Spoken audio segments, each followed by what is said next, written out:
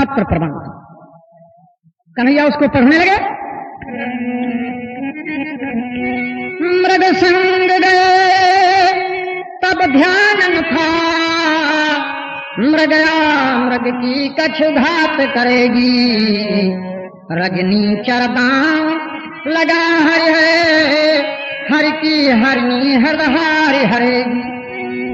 अब से पहले यह पत्र लिखूं, पद किंकर शीश विपत्ति सरेगी, यदि नाथ न आए तो याद रहे, प्रभु की प्रभुता पर धूल पड़ेगी।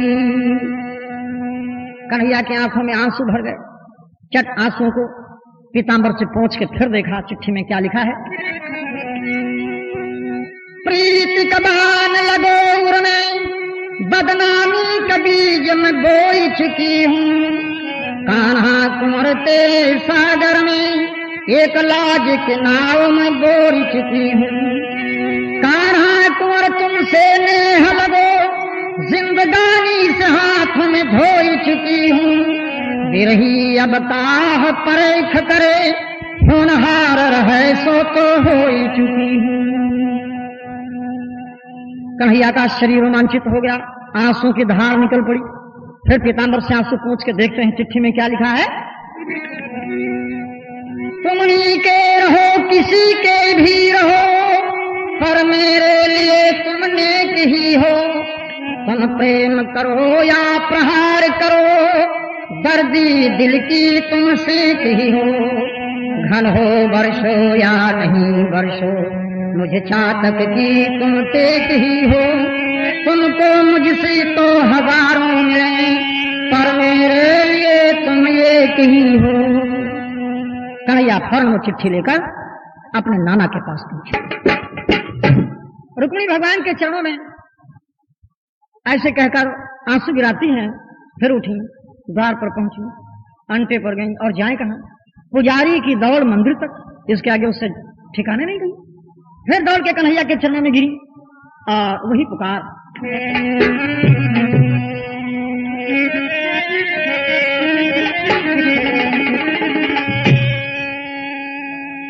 रसिया रे रसिया रे, तेरे दुनिया मोरा लागे, रसिया रे मन रसिया रे, तेरे दुनिया मोरा लागे ना।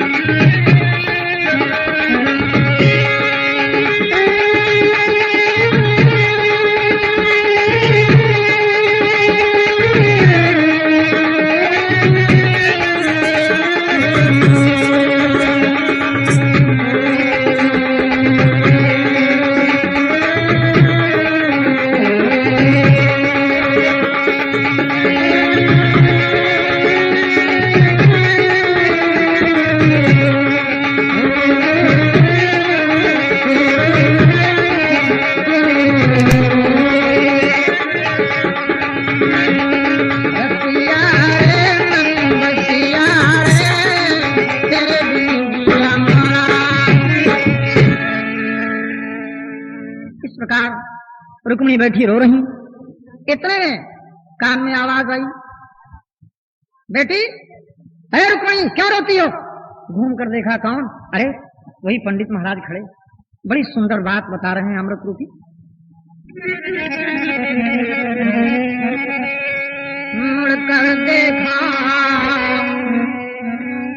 कर देखा तो वही विप्र सुख समाचारों गाते हैं। बेटी मत रो लज्जा रखने तेरे लज्जा मती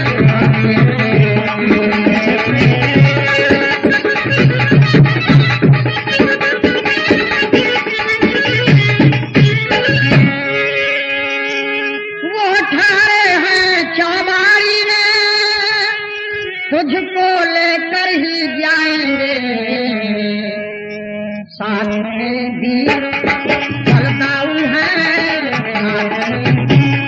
बलदाऊ है जो उन्हें मदद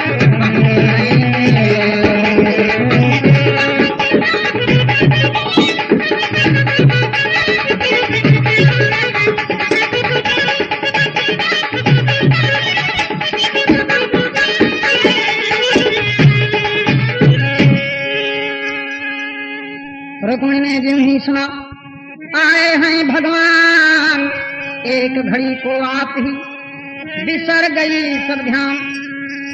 कन्हैया का आगमन सुनकर रुक्मिणी बड़ी पसंद, थोड़ी देर के लिए सदबुद्ध भूल गई। फिर ऐसे हाथ जोड़ के पंडित महाराज के चरणों की तरफ दौड़ी। सोचा एक तो जगत माता है, दूसरे कुंवारी कन्या, कुंवारी कन्या से पांव नहीं छूना चाहिए, आप कितने भी बड़े हैं। फौरन अपने पांव पीछे हटा के आशीष दिया, बेटी तुम्हारे मन की मुराद पूरी हो गई। अब कौन सी देर है, वो तो चौबाड़ी में टिके हैं, बहुत बड़ी सेना उनके साथ में, उनके दादा बलराम भी आए हुए हैं, तुमको द्वार का अवश्य लगेगा। ब्राह्मण से रुक्मिणी कहते हैं विप्र जी, हम कौन संपत्ति आपके चरणों में चढ़ाएं जो मेरा उद्धार हो। तीनों लोग हम दे डालें फिर भी मेरा उद्धार नहीं, आपने इतना भारी हमारा काम बनाया, हमारे प्राण भी बचाए और हमारे प्राण पति को भी हमसे मिलाया। लाख उपकार मान के विदा कर दिया। पंडित महाराज वहां से भगे, राजा के पास आए। राजा भीष्म को चुपके से कान में बताया कि हम कन्हैया को बुला लाए हैं, वो चौबाड़ी में टिके हैं, मिल लो जाके। राजा भीष्म दौड़े, भगवान कृष्ण के चरणों में चिपट के रोने लगे। कन्हैया ने फौरन उठाया, अपने कलेजे से लगा लिया, कहा भक्तराज क्यों परेशान, जब तक मैं नहीं आया था तुमको रोना था, अब नहीं रोना है। रुक्मिणी को मैं द्वारका ले जाऊंगा, ले जाऊंगा, ले जाऊंगा। ठीक। राजा बड़े प्रसन्न हुए, ऐसे हाथ जोड़ के कहा भगवान बस इतने आप याद रखना कि मेरी सफेदी में स्याही न लगने पाए। इतना कह के राजा अपने कमरे में आए, आसन लगा लिया, हाथ में लेके माला बैठ गए। कृष्णाय नमः, कृष्णाय नमः, कृष्णाय नमः, यही उच्चारण करना शुरू कर देते। इधर रुक्म को किसी ने बताया ये कन्हैया कहाँ आए हैं बारात लेके।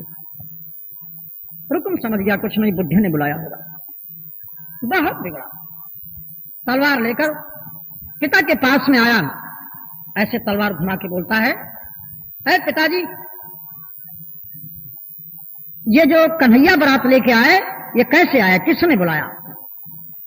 पिताजी ने कहा बेटा तलवार क्या घुमाते हो, हमारी गर्दन मारना चाहो 2 कदम आगे और बढ़ के आ जाओ, तलवार तुम्हारे हाथ में, गर्दन सामने। अरे हमको क्या पता किसने बुलाया, कैसे आया, तुम जानो, तुम्हारा काम जाने। तब तक किसी ने आके बताया, अरे भैया तुम यहां बातें करते हो, उधर बारात आ गई शिषपाल की। तो इसने विचार किया, गतम न सोचम, जो बात गई उसको क्या सोचा जाए, अब आगे की बात देखो। फौरन बारात में पहुंच गया। बारात में बड़े बड़े पहलवान आए थे। जरासंध नाम का बादशाह जो मगध देश का राजा था, इसके 10,000 हाथियों की ताकत, वो भी आया बाराती बन के, और बड़े बड़े पहलवान। शिषपाल सर पे मोर रखे, चेहरा डाले, जामा पहने, महावर धरे, कंगन हाथ में। शिषपाल के पास में रुक्म आया, कहा भैया तुम अब आए हो और वो उत्पाती लोग पहले से टिके हैं। कहा कौन उत्पाती, कौन। अरे कहा वही कन्हैया। तो हमारा विचार यह है कि पहले कन्हैया और बलराम को मार दिया जाए, बाद में शादी हो, नहीं तो वे बड़े झगड़ालू हैं, भावरों के मौके में न गड़बड़ कर दें, क्योंकि पुराना चोर है। तो जरासंध दौड़ के आया, सुनो सुनो सुनो, किसकी बात कर रहे हो, कौन आया है बारात लेकर? तो रुकुम ने बताया वो कृष्ण आए हैं, कृष्ण। तो ये चौंक पड़ा। इस जरासंध ने तो 17 मरतबा चढ़ाई किया था कन्हैया के ऊपर। जरासंध कंस का ससुर है। जब कंस की रानियां इसके यहां जाके रोई, इसको पता मालूम हुआ कि कन्हैया ने मार दिया हमारे दामाद को, तो 17 मरतबा चढ़ाई किया कन्हैया के ऊपर। 18वीं बार इसने पहाड़ में फुकवा दिया। कन्हैया चुपके से द्वारका निकले चले गए। ये जानता था कन्हैया बलराम को हमने जला दिया पहाड़। आज जब इसने नाम सुना रुकुम के द्वारा, ये सुना कि कन्हैया बारात लेके आए हैं, तो एकदम चौंक पड़ा। ये कन्हैया कौन, कहां के रहने वाले? तो रुकुम कहता तुम कन्हैया को नहीं जानते? अरे वही कन्हैया जिसने तुम्हारे दामाद का वध किया। अरे तुमने तो 17 मरतबा चढ़ाई किया उसके ऊपर, फिर भी नहीं जानते कन्हैया को? तो जरासंध कहने लगा कृष्ण नहीं है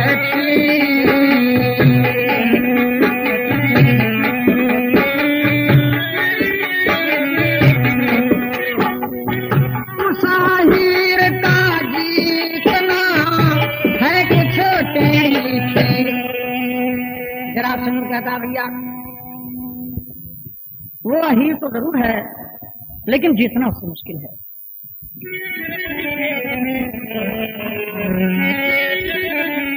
मैंने 17 धारे करके हो गई कृष्ण की खाई है, चारे खुद ही नाचार हुए, तदबीरें काम न आई है।